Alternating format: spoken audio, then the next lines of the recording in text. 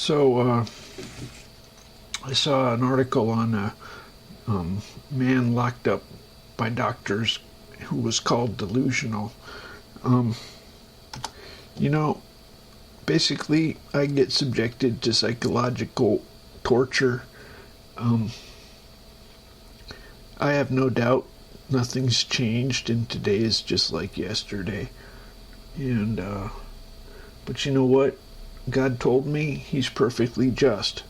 If God's perfectly just, you're fucked. You can screw around all you want, you're fucked. Okay, God's perfectly just. I am not bitter because perfect justice happens. If God doesn't care, why should I care? Same with the Palestinians. If God doesn't care, why should you care?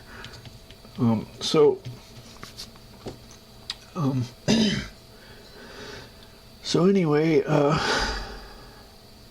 so I'm not at all worried. God is perfectly just. He told me. God told me he's perfectly just. Or he said, or he certainly is with me. Anyway, suit yourselves, niggers, because God's perfectly just. You can take your punishment now or later. It's up to you.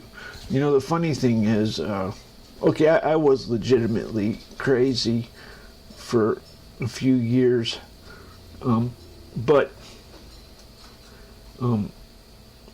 what could have helped would have been philosophy, the world as it is and as it appears.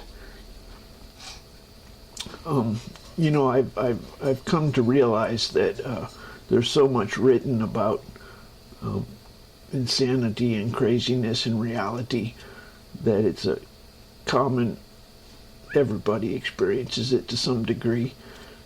Anyway, you know what's funny is the doctors don't have any idea of the tidal wave of a shitstorm that's about to hit when God is proven and all the atheists freak the shit out. You have no idea what's about to happen. I don't know if it will, to be quite honest. Basically what you're faced with is the whole world being scared shitless and terrified. Except maybe they're not as guilty as I was. So the doctors are not quite realizing what's about to happen. Anyway, so let's see what God says. Just imagine all the atheists having hell. Just to realize, holy shit, God exists.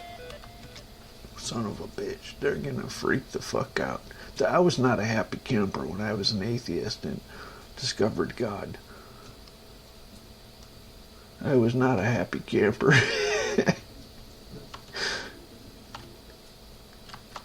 I think he might have suicides and stuff. I don't know.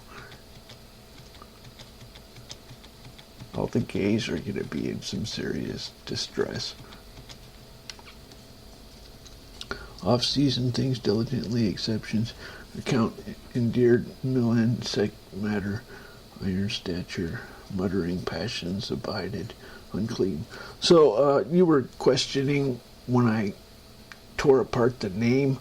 I was trying to instruct you on how you interpret.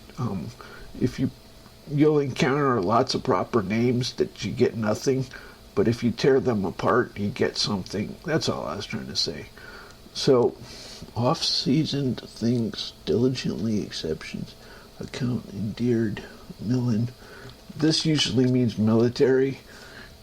To me, you can interpret it your own way. Milan, sec matter, iron stature. I think maybe he's talking about Saddam Hussein. Muttering passions, abided, unclean. I don't know what it means.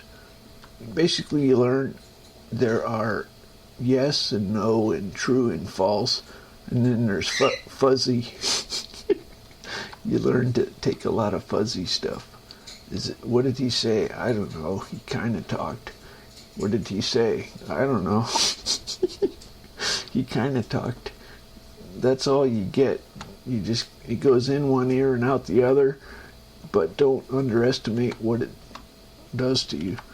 If nothing else, just enjoy God's company, and the world would be boring if there were not stuff to think about.